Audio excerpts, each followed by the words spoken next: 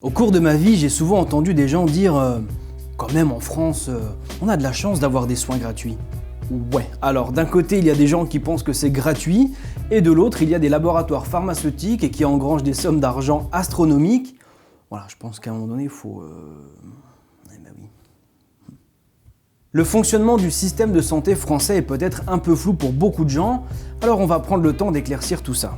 Dans un premier temps, je vais faire un schéma pour expliquer comment ça fonctionne.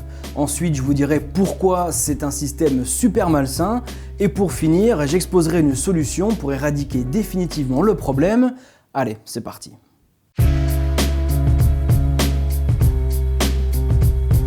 Avant de démarrer, je vous invite à vous abonner à la chaîne. C'est la première vidéo que je sors et ça me donnerait franchement un bon coup de motivation de voir plein de monde arriver. Le but de la chaîne, c'est d'échanger entre nous pour que l'on puisse créer ensemble une société à notre image. Alors je vous invite à laisser vos idées et à en débattre en commentaire. Cette fois, c'est parti. Alors, tout à la base du système de santé, il y a forcément le binôme malade-médecin. Le malade ne se sent pas bien, alors il va consulter un médecin dont la mission sera de le soigner. Les médecins prêtent allégeance au serment d'Hippocrate. C'est un texte qui daterait du 4e siècle avant Jésus-Christ et qui est à la base de la déontologie médicale. Alors il n'a aucune valeur juridique, c'est simplement un engagement philosophique et moral, deux choses qui manquent cruellement à notre monde par les temps qui courent. Je ne sais pas si vous avez déjà lu ce texte, mais je vous encourage à le faire. Je vous mets une version actualisée en description. Vous allez voir qu'en ce moment, il se fait sauvagement piétiner le museau. Allez, on prend juste une petite phrase pour l'exemple. Je donnerai mes soins à l'indigent et à quiconque me les demandera. Je ne me laisserai pas influencer par la soif du gain ou la recherche de la gloire. Laissez-moi vous dire que si ce texte avait une valeur juridique, il y aurait vachement plus de médecins à Fleury-Mérogis. Le médecin prescrit généralement des médicaments aux malades que celui-ci se fait rembourser par la sécurité sociale. Alors non, en France, les soins ne sont pas gratuits, ils sont prélevés à la fois sur votre salaire brut et sur les cotisations patronales. Tiens, d'ailleurs, j'ouvre une parenthèse. Arrêtez d'utiliser le mot charge patronale à la place de cotisation patronale. C'est une astuce de langage politique qui a un effet sur votre façon de penser. Une charge, c'est chiant, c'est lourd, ça pèse, c'est négatif. La seule chose qu'il y a à faire avec une charge, c'est de l'alléger pour se sentir plus libre. Alors qu'une cotisation patronale, c'est bien. On cotise pour avoir des soins, du chômage, de la retraite, etc. C'est plutôt positif et une cotisation, on a plutôt envie de l'augmenter pour être encore plus assuré. Sauf que ces fameuses cotisations, c'est du salaire qu'on génère en échange de votre travail. Je développerai ça dans une autre vidéo parce que c'est un petit peu long, mais si on diminue les cotisations patronales, on diminue votre salaire. Alors arrêtez d'employer le mot charge qui est négatif et employez le vrai terme cotisation qui lui est positif. Je referme la parenthèse. La sécurité sociale est gérée par le gouvernement et pour éviter les dérives financières sur le dos des malades, il y a 3 organismes qui ont été créés. L'ANSM, l'Agence nationale de sécurité du médicament, la HAS, la Haute Autorité de Santé, et le CEPS, le Comité économique des produits de santé. L'objectif est de faire en sorte que le gouvernement surveille ce qu'il se passe concernant la vente de médicaments pour éviter les dérives financières ou sanitaires. Pour concevoir et fabriquer tous ces médicaments, il y a des laboratoires qui ont des actionnaires. Les actionnaires achètent des actions à la bourse et les laboratoires leur versent en échange des dividendes. Bon, pour l'instant, le graphique est pas trop déconnant, Il y a une partie des actionnaires là, que j'ai mise en rouge qui craint un petit peu parce qu'il y a des intérêts financiers, mais sinon, avec les 3 organismes gouvernementaux, on garde pas mal le contrôle. Mais non, je déconne, le graphique n'est pas encore complet. On passe à la deuxième partie.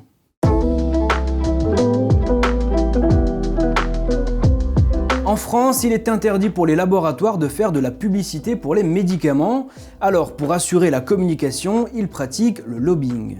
Le premier coup de pression se fait directement sur le gouvernement pour 2 choses, récupérer du financement pour la recherche et obtenir des crédits d'impôt. Pour ce qui est des aides à la recherche, c'est plutôt pratique parce que du coup la recherche se fait en partie avec de l'argent public, mais dès qu'on a trouvé quelque chose à exploiter, on dépose un brevet et on génère de l'argent privé. C'est un schéma assez classique qu'on retrouve souvent, les dépenses sont faites avec de l'argent public, mais les bénéfices partent dans les poches des privés. Voilà, j'aurai l'occasion de reparler de ça dans une autre vidéo. Deuxième point, le crédit d'impôt, qui a été créé en 1983 et qui à l'origine était juste un petit cadeau fiscal pour que les labos viennent s'installer et se développer en France. Après des années et des lobbying de réformes, ça s'est transformé en niche fiscale estimée à plus de 5 milliards d'euros selon le rapport de Science en Marche que je vous mets en description avec toutes les autres sources. Le deuxième coup de pression se fait sur les 3 organismes chargés du prix et de la sécurité des médicaments. Lorsqu'un laboratoire veut mettre des nouveaux cachetons sur le marché, il doit avant tout consulter ces organismes de sécurité nationale. Et comme c'est un petit peu long et un petit peu chiant, un petit billet sous le manteau et hop, la procédure est accélérée. C'est comme ça qu'on se retrouve avec des scandales sanitaires du genre l'affaire Mediator, le Levothyrox, la Dépakine, etc. Concernant le tarif des médicaments, c'est une négociation entre le laboratoire et le CEPS, le Comité économique des produits de santé. Et alors là, accrochez-vous parce que ça va souffler. Prenons l'exemple Sovaldi du laboratoire Gilead. C'est un médicament très efficace contre l'hépatite C, dont le coût de fabrication d'une boîte est estimé entre 75 et 200 euros. Ouais, la fourchette est assez large parce que c'est compliqué d'avoir une bonne estimation, mais c'est pas grave, je vais prendre le prix le plus élevé, 200 euros. De toute façon, les chiffres qui vont suivre sont totalement délirants. Lorsque le Sovaldi est mis sur le marché en 2013, il bénéficie d'une période d'autorisation temporaire d'utilisation pendant laquelle une boîte est achetée par la Sécurité sociale française, tenez-vous bien, 18 600 euros. Bim! Un comprimé coûte à peu près 7 euros à fabriquer et il est vendu 660 euros. Et attendez, parce qu'en fait, la boîte elle fait 28 comprimés, mais un traitement complet c'est 3 boîtes, c'est-à-dire 600 euros de fabrication pour une revente à 56 000 euros. Bon, alors là, l'État français a dit ça fait un peu cher, faut pas déconner. Du coup, on va en acheter seulement pour la moitié des 200 000 gens qui sont malades. Voilà. En 2014, après des enquêtes sur les abus des laboratoires et un coup de gueule des associations de personnes malades, la France négocie le prix le plus bas de toute l'Europe, et le pire, c'est que ces débiles s'en félicitent. À compter de 2014, la boîte de 28 comprimés sera vendue 13 667 euros, ce qui nous fait un traitement à 41 000 euros. Si jamais vous cherchez le trou de la sécu, je sais où il est dans les poches des labos. Gilead se félicite de l'accord qu'il a trouvé avec l'État français, car cela permettra un élargissement de l'accès aux soins. En gros, ils ont baissé le prix de 25% et ils vont multiplier les ventes par 2. Putain, ils nous prennent vraiment pour des bacs à douche. Bon, allez, j'arrête avec le prix délirant de certains médicaments, parce que c'est en train de m'énerver et il y en a tellement que la vidéo pourrait durer 2 jours. On termine avec le dernier levier du lobbying des laboratoires qui concerne directement les médecins. Il existe 3 types de financement. Des cadeaux et avantages, par exemple des repas, des transports, des hébergements, etc. Des rémunérations en contrepartie d'un travail réalisé pour le laboratoire. Et enfin, la rémunération des interventions pendant des colloques et congrès. Depuis quelques années, tous les professionnels de santé doivent déclarer ce qu'ils touchent des laboratoires sur la plateforme Public Transparence Santé. Mais honnêtement, c'est très mal foutu. Heureusement que le site Euro4Doc rassemble les données pour les rendre plus lisibles. Du coup, de 2012 à aujourd'hui, c'est un peu plus de 19 millions de déclarations qui ont été faites pour un montant total de 7,5 milliards d'euros. Ça concerne tous les professionnels de santé en France. Vous l'avez compris, le principal problème de ce système, c'est qu'il est au service des capitalistes qui veulent s'enrichir de manière démesurée et que quand ça concerne la santé, ça pose un gros problème d'éthique. Plus il y a de malades, plus ça va générer de bénéfices. Du coup, ces gens-là n'ont aucun intérêt à ce que l'on soit en bonne santé. Alors pour tempérer un peu, je vais quand même faire une petite précision. L'industrie pharmaceutique, c'est un Janus, le personnage au double visage de la mythologie romaine. Il y a une grande majorité de chercheurs et de personnes qui travaillent dans ce domaine, qui sont honnêtes, bien intentionnés et qui font progresser nos connaissances scientifiques. Ça, c'est un visage de Janus. L'autre visage, c'est les capitalistes et autres financiers qui veulent de la richesse infinie, à l'image d'un certain Martin Shkreli. C'est un financier new-yorkais qui a décidé d'augmenter le prix d'un médicament, le Daraprim, de 13,50$ à 750$. Voilà, le mec a juste multiplié le prix par 55, et quand le conseil américain lui a demandé ce que c'était que ce bordel, il a juste répondu un truc du genre « Oui, bah ça va, c'est une société capitaliste avec des règles capitalistes, c'est comme ça que ça se passe ». Bref, ici je parle uniquement de l'aspect économique car c'est le sujet de la chaîne, mais il ne faut pas faire l'amalgame entre le chercheur passionné qui découvre les effets positifs d'une molécule et tous ces enculés avides d'argent et de pouvoir. Voilà à quoi ressemble le schéma une fois terminé. Il est assez complexe pour que les actions de lobbying ne soient pas trop visibles et que de l'argent public puisse disparaître sans que personne ne s'en rende vraiment compte. Si vous vous demandez comment est-ce qu'on pourrait faire pour avoir un système de santé sain qui ne soit pas aux mains des capitalistes, j'ai un début de réponse. Un des très gros problèmes de notre société capitaliste actuelle, c'est que tout se fait pour des intérêts financiers, et je pense que si on veut sortir de ce monde absurde, c'est là-dessus qu'il faut travailler. Pour vivre dans un monde plus sain, il faut que certains domaines échappent au marché financier. On ne devrait pas pouvoir générer des milliards sur la santé des gens, ça crée forcément des dérives. Alors comment on fait pour que le système de santé soit financièrement désintéressé ? Eh bien la solution à ce problème, comme à beaucoup d'autres, c'est la nationalisation. Alors je vais faire une vidéo complète sur la nationalisation pour vous expliquer ce que j'entends par là, mais en gros c'est une entreprise appartenant au peuple et gérée par le gouvernement. Alors quand je dis gérée par le gouvernement, je vais développer un peu parce que je vois déjà arriver les commentaires du genre « Ouais mais quand c'est public c'est mal géré, regarde la SNCF, ça perd de l'argent, les autoroutes aussi, c'était un gouffre financier, etc. etc. » Alors on va se mettre d'accord sur 2 ou 3 notions histoire qu'on se comprenne bien. Après la Seconde Guerre mondiale, une idéologie va voir le jour aux États-Unis, c'est le libéralisme économique. Le concept du libéralisme existait déjà bien avant, mais là ça concerne les États et leur rapport avec les marchés privés. Il y a toute une clique de mecs complètement tarés du genre de Milton Friedman qui font des théories pour expliquer que la réduction du rôle de l'État dans une économie de marché est le seul moyen d'atteindre la liberté politique et économique. Évidemment, ces mecs-là sont massivement financés par les grandes industries de l'époque dans le but de s'introduire dans toutes les universités du monde et surtout dans les classes politiques. Ça va faire son petit bonhomme de chemin et en France, c'est le gouvernement de Chirac qui va commencer la liquidation massive des services publics. En 1986, la France avait 3224 entreprises publiques et après un petit vide-grenier, on est tombé à 850 entreprises en 2007. Ça fait quand même une baisse de 73%. Ce chiffre va ensuite augmenter pour atteindre 1751 entreprises publiques en 2019.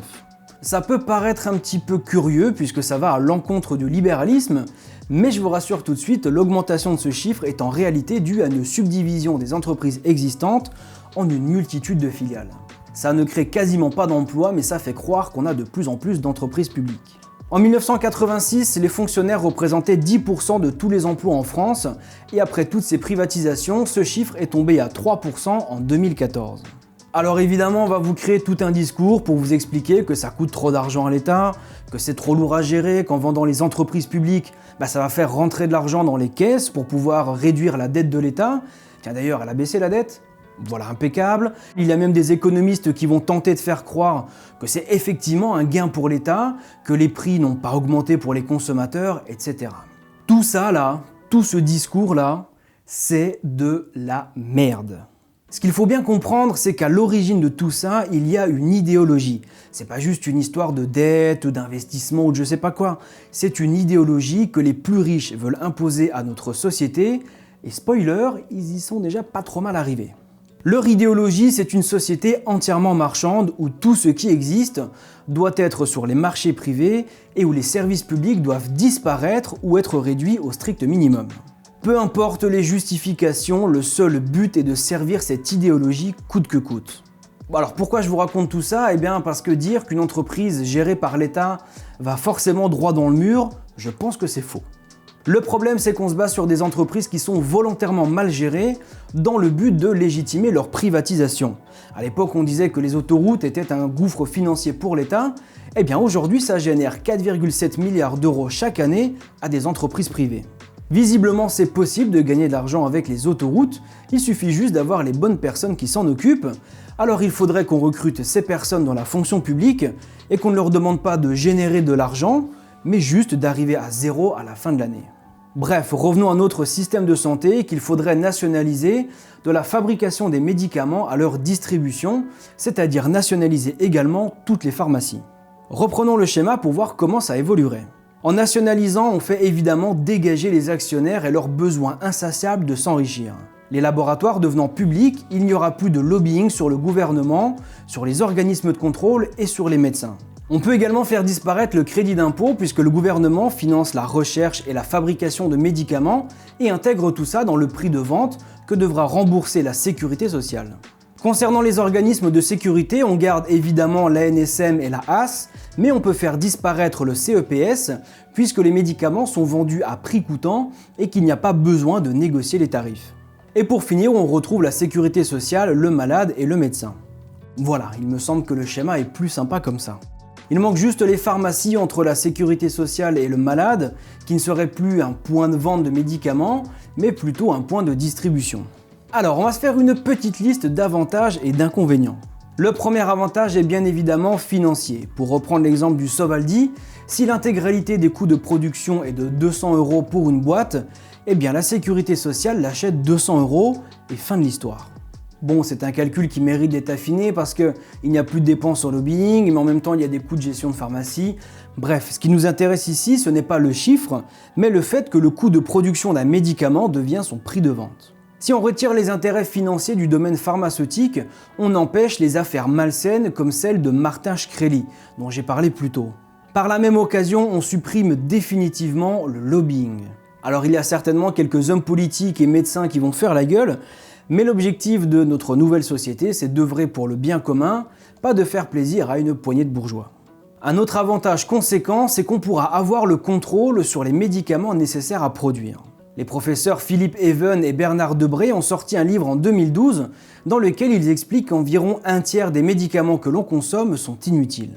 Alors évidemment, elles se sont fait traîner dans la boue par tout un tas de grands spécialistes, mais les labos filent tellement de blé aux médecins influents qu'on ne sait plus s'ils sont scientifiques ou lobbyistes. C'est un sujet délicat que je ne traiterai pas par manque de connaissances. En revanche, il y a un domaine où le scandale est avéré, c'est celui des maladies mentales, j'en parlerai dans une autre vidéo.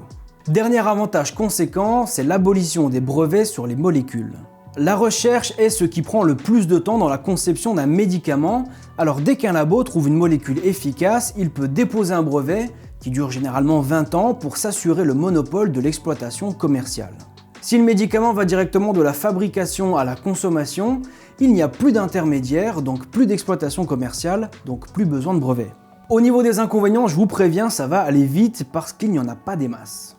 Le plus important provient d'un manque de connaissances de ma part sur le sujet pharmaceutique. Est-ce que la nationalisation d'un laboratoire et la dissolution des autres est un problème pour répondre aux besoins du pays ? Est-ce que ça peut provoquer des pénuries temporaires ou pas ? Voilà le genre de questions que je me pose et dont je n'ai pas la réponse, mais si c'est votre cas, faites-moi plaisir et éclairez-nous dans les commentaires. Deuxième et dernier inconvénient, c'est que tous ceux qui ont des intérêts financiers avec les laboratoires vont certainement faire la gueule, mais comme j'ai dit tout à l'heure, l'objectif c'est d'œuvrer pour le bien commun et pas de faire plaisir à une poignée d'actionnaires. Voilà une solution complète pour mettre fin au problème de brevets sur les molécules, au problème du lobbying et surtout pour arrêter de générer des sommes d'argent colossales en tapant dans les poches du peuple. Et oui, l'argent que gagnent les laboratoires, c'est celui de vos impôts, faudrait pas l'oublier. Dites-moi si vous pensez que c'est une bonne solution et si vous avez des idées, c'est le moment de nous les partager en commentaire. Ciao.